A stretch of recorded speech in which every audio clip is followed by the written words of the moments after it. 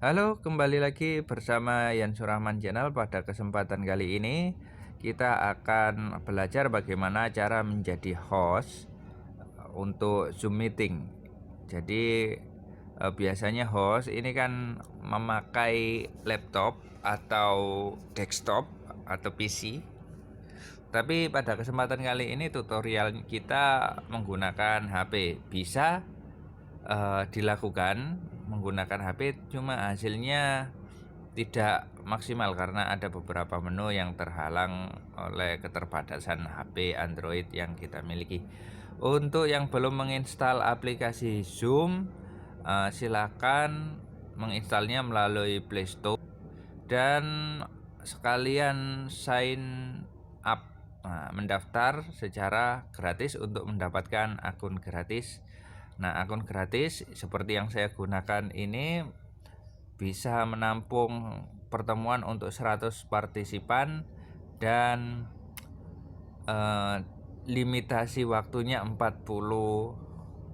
menit per meeting. Oke, langsung saja kita buka aplikasi Zoom. Biasanya jika kita belum pernah masuk ke aplikasi akan ditanyanya itu adalah tentang email kita dan password, kemudian baru login. Dan setelah login, tampilannya seperti yang Anda saksikan. Ada beberapa menu di bagian atas. Nah, ini ya. Dan ada beberapa menu juga di bagian bawah. Ini untuk tampilan yang versi HP. Dan tampilan untuk yang atas, versi yang menu-menu yang atas, ada new meeting. New meeting ini fungsinya itu kita membuat pertemuan ya. Kalau kita sebagai host pasti pakai new meeting. Kemudian join ini bergabung dengan pertemuan yang biasanya dibuat oleh orang lain. Kemudian ada schedule, perencanaan meeting kita. Kemudian ada share screen. Share screen ini fitur untuk berbagi tampilan layar kita, aplikasi kalau dari desktop atau dari laptop itu bisa digunakan untuk presentasi menggunakan PowerPoint yang layarnya agak lebar. Nah, kalau kita menggunakan HP, kita bisa menjadi host, cuma untuk jadi presenter mungkin agak sulit, walaupun bisa sebenarnya. Untuk menu-menu yang bagian bawah adalah Meet and Chat. Nah, ini tampilan Meet and Chat-nya. Kemudian ada meeting ya, aplikasi meeting. Di sini kita bisa membuat invitasi kalau kita mau mengadakan pertemuan. Kemudian ada ya, masih di meeting dulu. Di sini ada menu start, ada juga send invitation, ada juga edit. Untuk mengendalikan personal meeting ID kita ini bisa menggunakan nih. Jadi personal meeting ID-nya seperti ini. Kita bisa atur passwordnya seperti apa, enable waiting room dan lain-lain. Kemudian cancel saja ya. Kalau Anda yang mau save silakan di save. Kemudian untuk invite orang lain ya, menginvite orang lain ini bisa melalui invite, Gmail, pesan, dan copy clipboard. Cuma saya jarang menggunakan ini. Berikutnya menu yang ada di bagian bawah adalah kontak. Kontak ini bisa kita hubungkan aplikasi Zoom dengan kontak yang ada di HP kita.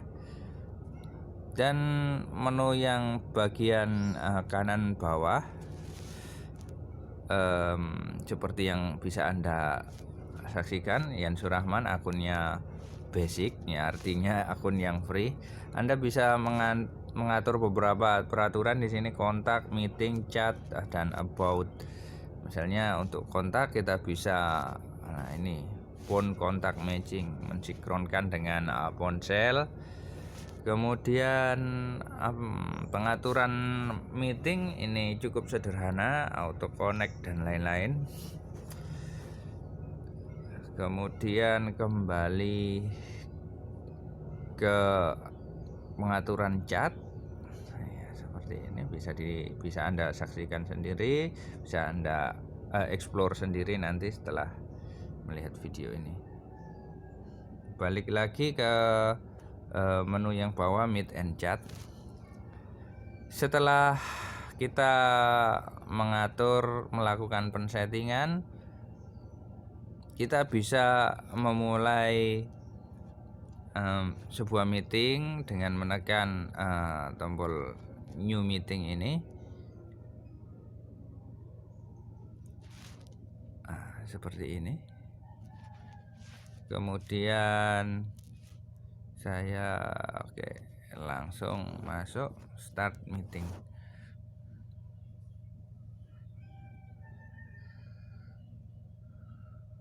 Nah, seperti ini tampilannya di HP. Kemudian jika Anda ingin melakukan pengundangan atau invitasi ke teman-teman yang lain, silakan klik partisipan, kemudian invite, kemudian copy link invite. Nah,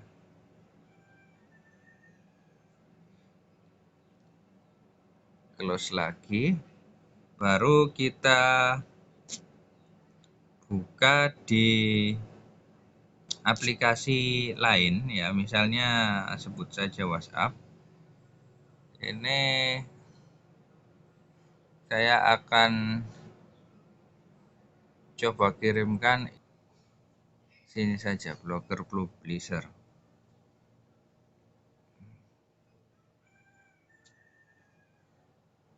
Saya tempelkan. Ya, sudah ada link invitasinya. Maka tinggal dikirim. Nah, tampilannya seperti ini, cuma saya berikan pesan numpang bikin tutorial.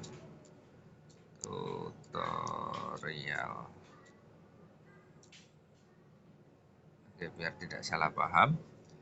Ya.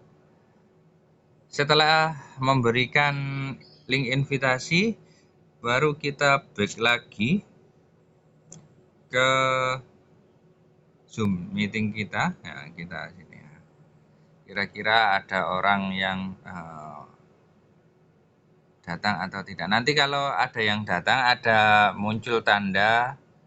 Karena kita menggunakan ruang tunggu, sistem ruang tunggu, maka setiap peserta yang datang harus melalui perizinan kita sebagai host. Nanti ada di sini ada pilihan admit, itu artinya izinkan peserta tersebut masuk. Ya, pada kesempatan kali ini karena saya sendiri ya, tidak kelihatan ya. Bisa juga langsung dilihat di partisipan. Nanti kalau ada peserta yang masuk atau di ruang tunggu akan dituliskan di sini. Dan kita bisa melihat istilahnya mengizinkan mereka untuk masuk. Oke.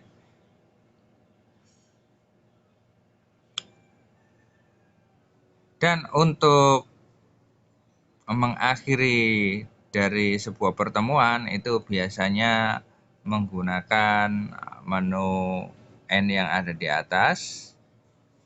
Nah, ini silahkan bisa untuk mengakhiri. Namun begini, ketika kita menjadi host biasanya kita melakukan presentasi atau mengizinkan orang lain presentasi itu menggunakan menu share. Nah, di sini banyak sekali pilihannya. Saya contohkan saja share whiteboard. Jadi di tampilan peserta akan tampil whiteboard dan kita bisa menggunakan whiteboard ini sesuka mungkin ya. Nah, ini tutor.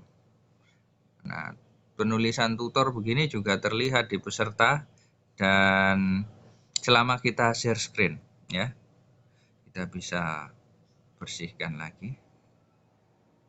Nah, kita ini clear all drawing ya, seperti itu. Kita back dulu. Kita akhiri. Nah, cara menghentikan sharingnya, kita stop share. Nah, kita kembali ke. Kemudian supaya suara kita didengar, itu kita harus unmute supaya suara kita bisa didengar oleh peserta yang lain. Menunya ada di pojok kiri bawah. Nah, kemudian jika posisinya gambarnya merah, maka suara kita tidak terdengar. Jika gambarnya hitam putih, ada tulisan mute di situ, berarti suara kita terdengar oleh orang lain. Begitu pula saat kita ingin menampilkan wajah kita, misalnya ini saya tampilkan wajah saya, maka nah ini wajah saya akan tampil.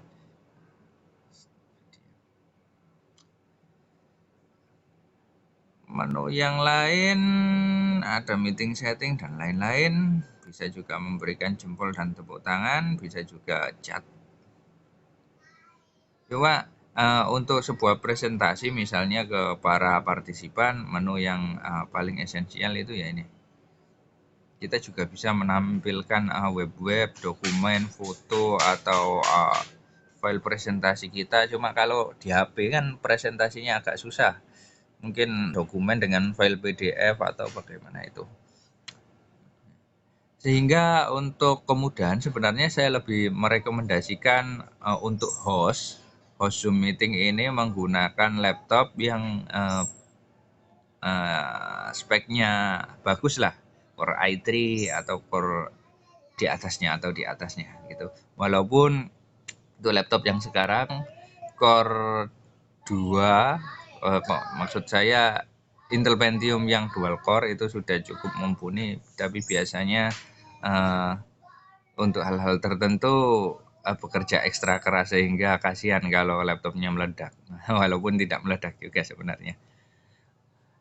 Dan kita langsung akhiri saja dengan menekan tombol N, kemudian End meeting for all ya, untuk mengakhiri sebuah meeting jika kita menjadi host. Nah, dengan menekan end meeting for all itu berarti semua peserta keluar semua dan meeting sudah selesai.